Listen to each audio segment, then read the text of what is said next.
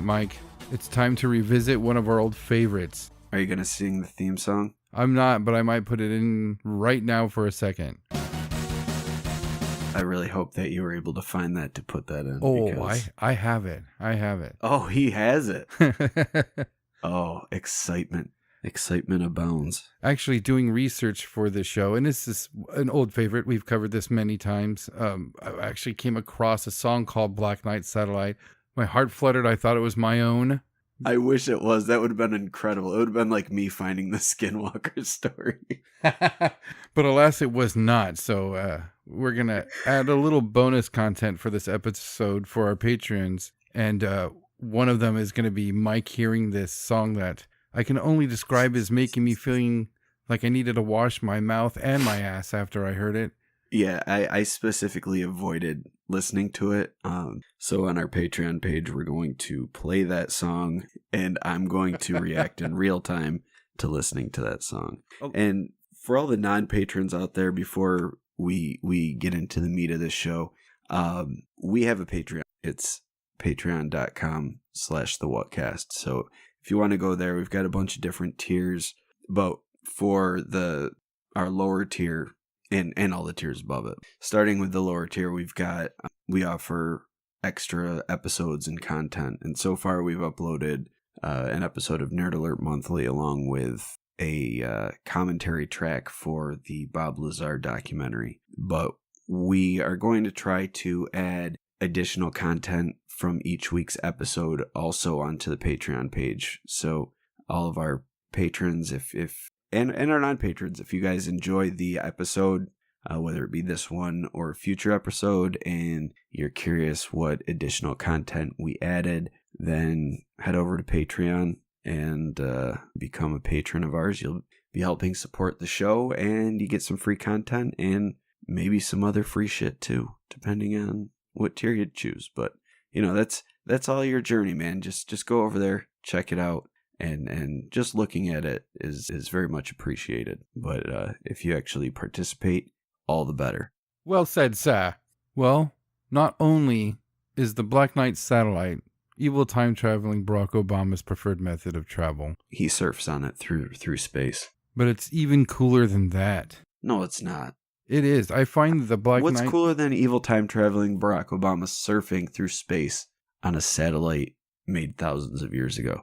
That it keeps reappearing, like almost at a set time. Well, yeah, it's because he's surfing on it. Brazen moves.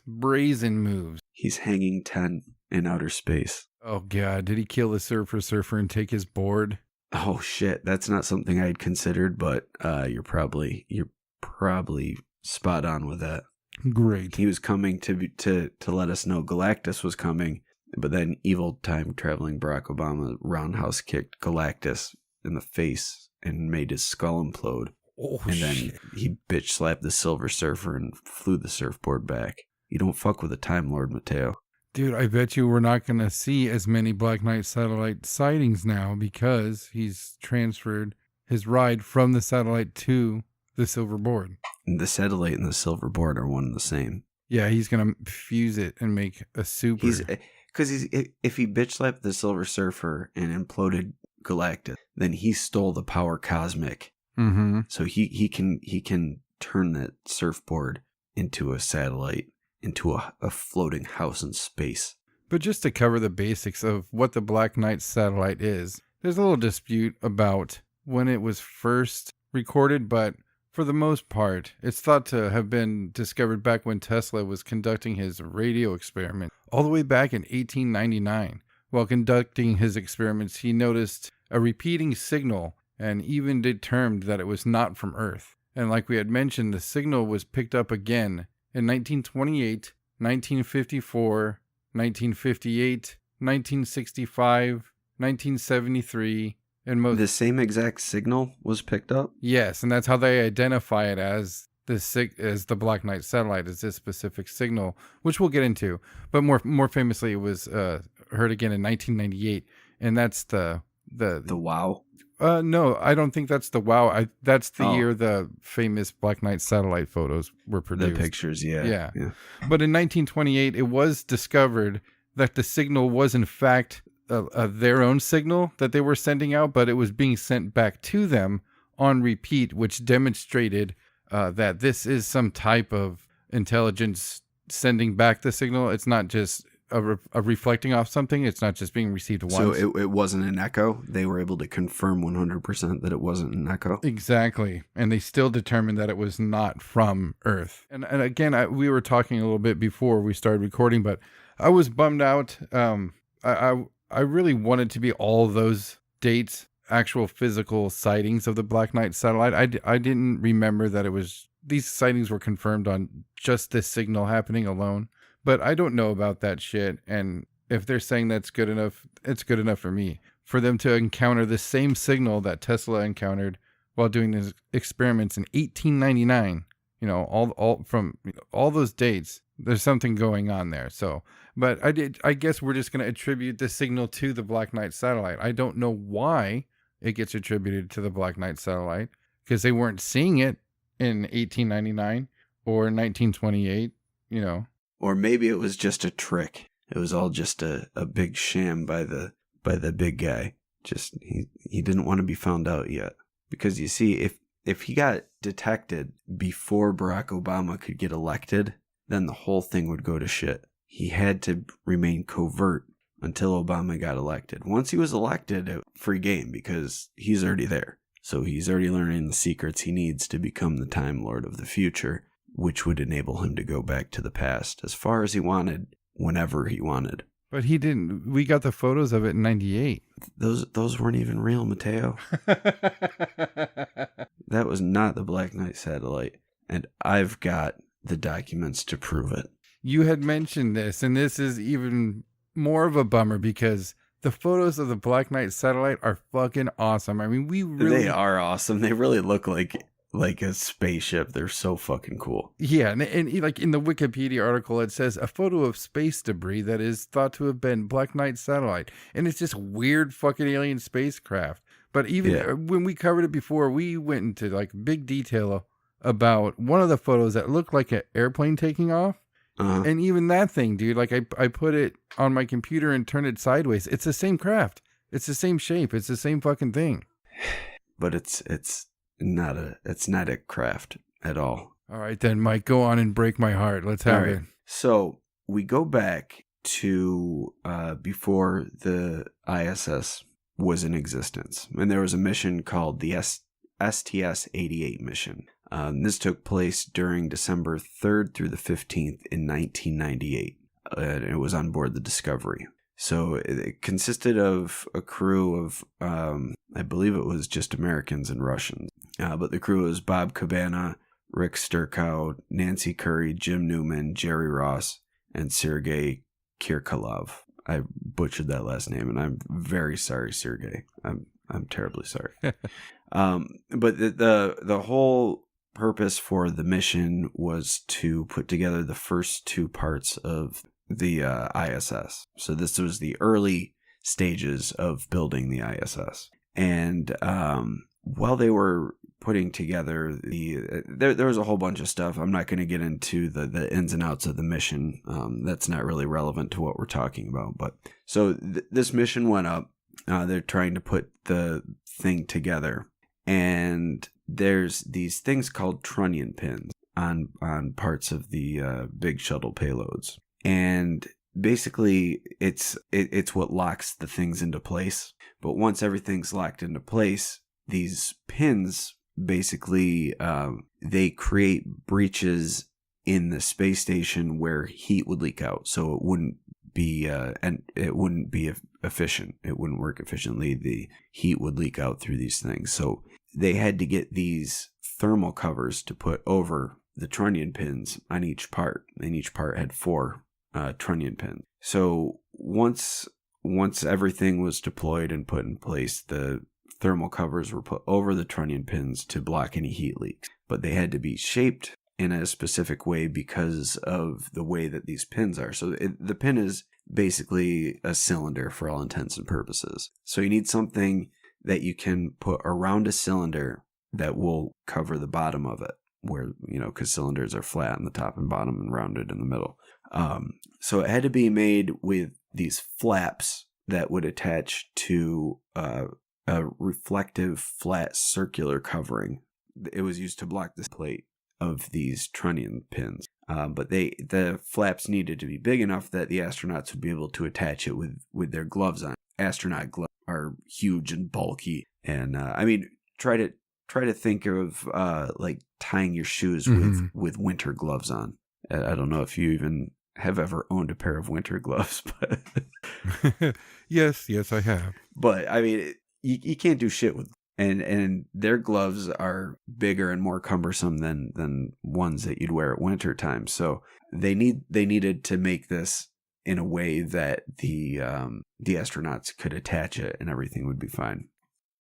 Jerry Ross, he was doing a spacewalk, and he was basically helping out Jim Newman. They were both out there, and they had their own tasks that they were doing.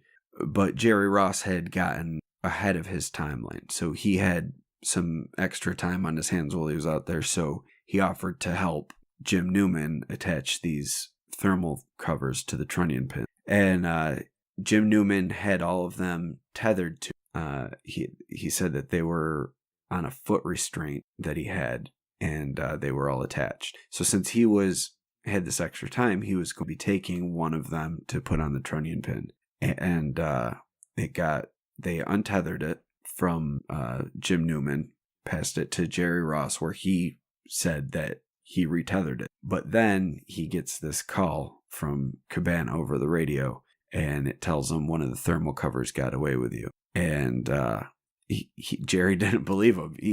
There's an actual recording, or not a recording, a transcription, the back and forth between Cabana and Jerry Ross. But I'll just go do the brief part of the conversation. But Cabana tells Jerry that he lost it, and Jerry responds with, "How did it do that? Jim saw a tether. I'll guarantee you. Where did it go?" And then they're talking back and forth, and Ross just says, "I don't believe this." Like, he's all crestfallen and dismayed. And then he couldn't remember which trunnion pin this was supposed to go on, so they were asking him, and they needed to know which one to cover. But those pictures that you see were actually this cover slipping away from him and entering Earth's orbit. So if you see the pictures, there are pictures out there that show a composite of basically this object tumbling, and you can see how it's moving, and it makes perfect sense. And then there's up close pictures of it that show specific parts of this thermal cover, and you can match up the parts exactly. Like, you can see one flap that has a split in it, and that's one of the pictures. One of the up close pictures of it, it looks like maybe it was a tail fin, but it's the split in the thing. And there's also actually 2 videos of this. Really? Yeah. Well, there's 2 videos of the incident, but only one video captures the thermal cover drifting off. But there was recording of it happening through radio. There is video of it, and there's a composite image of this item with picture comparison of up close details of the actual thermal cover and the details of this object. I mean, there's one of them specific that looks, like you said, it looks like some sort of aircraft like flying away. Mm-hmm. And but the cover itself, the inside of the cover was white, and the outside of the cover had a reflective surface. So that's why in some pictures you can see light coming off it, like it's metallic, because it was a reflective surface. So the light's reflecting off parts of it, while the parts that the light isn't hitting appear to be black. Yeah. So that's a bummer, because those pictures are so fucking cool. And they only got those pictures on one occasion, right? In 98? Yeah, they were from this mission specifically. Oh, wow. So it's turning out to be that this picture of these weird things that nobody knows what the hell it is. Well, that's the thing. It's just misidentification. These pictures were posted on the NASA archives. So I don't know, how to tell you to get to these pictures. I remember finding them probably back in like 2006 or 7 or something, a while ago anyway. But you can go, or I mean, just Google it too, I guess. But that's where they were found, with the NASA photo archives online. And UFO hunters, some of them, believe it or not, have nothing better to do, so they're just going through all these NASA pictures trying to find weird shit. And this thing looks really, like, it looks, if for those that haven't seen it, just Google Black Knight satellite, you'll find it. You'll find millions of different sites that'll have this picture. But this was found, and then people started posting about it. And I don't know if it was once these pictures were found or if it was before that it was referred to as the Black Knight satellite. But it's kind of like one of those urban legends things that just kind of takes off, and then people start attaching other events and attributing it to this one thing, or putting everything together and saying this is all the same thing. So those pictures got lumped in with all these early radio sightings and the Tesla thing, and even there have been people that have had visual sightings as well. Like, I think Edgar Mitchell, said he saw a glowing object when he was coming back in from his adventures in space. And I believe it was on the re-entry that he saw this glowing object. But I know that there have been astronomers that have seen like a glowing pink object. I think, what is his name? God damn it. The author that did Valis and Do Robots Dream of Electric Sheep? Fuck, what is his name? I need a Googler. This is gonna piss me off. I was literally just thinking about him earlier today too. Philip K. Dick. Philip K. Dick. Yeah, Philip K. Dick. I think he wrote Valis based on the Black Knight satellite. But if I remember correctly, in our first episode, we talked about him, and he allegedly had some experience with this. Like, either he was contacted by it or he saw it. I can't exactly remember how the story went. You guys can go back and listen to that episode if you really want to know. It's been a bit, but I know Philip K. Dick had some ties with it and based Valis, the story Valis, off of the Black Knight satellite. So it's kind of like this weird urban myth or like neo folklore type thing with this satellite. And a lot of it, everything we know about it is basically hearsay. So there's really not much to go on as far as proof, other than various people have seen the exact same radio that apparently has extraterrestrial origin. I would be interested to know if the the wow symbol or the wow signal is tied to that, if it's the same frequency or something. Yeah, I wish I knew a little bit more about that stuff so I'd be able to understand it better. Yeah. I have a big problem with how people are linking this signal to the Black Knight satellite, to those images in 98. I mean, I gotta do a little bit more research, obviously, but I don't know if they received that signal while these pictures were surfaced, or at least during that mission. The origin of these pictures was literally someone found them on the NASA website and started posting about them. And then I think a lot of the story has to do with the internet. The internet gets a hold of things, and there's certain things where things just become muddled, and it's hard to separate one thing from the other once it gets to a certain point. And I think we're at the point now where the Black Knight satellite is this image, and that's and then all the other stuff is tied to the Black Knight legend. But there's once you take away this image, all you have is a bunch of radio signals that have been received from space and a couple people reporting seeing lights. And no, I'm not at all doubting what Edgar Mitchell was talking about. Not at all. Like, he's a fucking astronaut. He's going to know what's out there. He's going to be aware. Not to mention the fact that when everything needs to be absolutely on point for these missions, going to space it's an easy thing to fuck up. And if you get stranded in space, it's not like you can just call home, You're floating in the vacuum of space. The penalty for failure is death. Yeah. So you've got to get the best of the best for the job. People that aren't prone to flights of fancy, people that aren't prone to hallucinations. They've got to undergo psychological testing. They've got to be certain intelligence level. They've got to meet certain physical qualifications. There's a lot that goes into being an astronaut. It's not just being a nerd or being an awesome test pilot.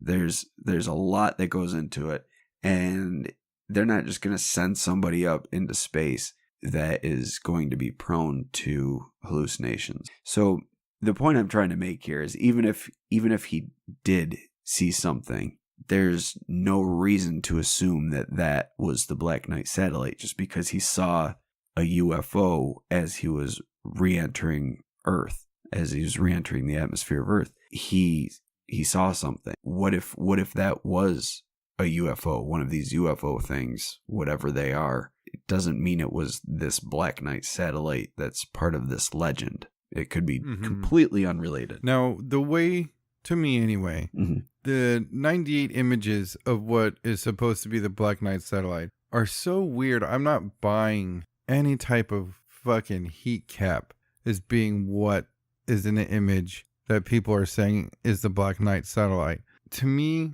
like, when did this come out that these were fucking heat regulating caps? It was like once the